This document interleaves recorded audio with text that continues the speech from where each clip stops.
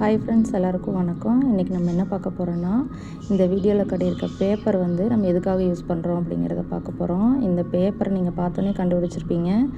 இது காட்டன் சாரீ அந்த மாதிரி சாரீஸில் வர்ற பேப்பர் தான். இந்த மாதிரி பேப்பர் வந்து சாரீஸில் இருந்ததுன்னா வேஸ்ட்டுன்னு தூக்கி போடாமல் அதை சேவ் பண்ணி வச்சுக்கோங்க.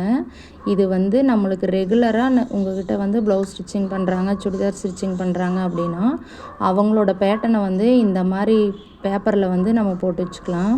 இது பேப்பர் வந்து கொஞ்சம் திக்னஸாக தான் இருக்கும், நியூஸ் பேப்பர் அளவுக்கு இருக்காது, அதை விட திக்னஸாக இருக்கும். பெரிய பேப்பராக இருக்கிறது சுடிதார் கட்டிங்கும், நார்மல் சைஸாக இருக்கிறத வந்து ப்ளவுஸ் கட்டிங்கும் போட்டுக்கோங்க. நான் அந்த மாதிரி தான் யூஸ் பண்ணுவேன். பாருங்கள், இது வந்து ரெகுலர் கஸ்டமரோடது. பேக் பார்ட் வந்து கட் பண்ணி வச்சுருக்கேன். இது வந்து ஃப்ரண்ட் பார்ட்டு. அந்த டாட்டோட அளவெல்லாம் எங்கே வருது அப்படிங்கிறதையும் நான் வந்து சும்மா பேனால் மார்க் பண்ணி வச்சுருக்கேன்.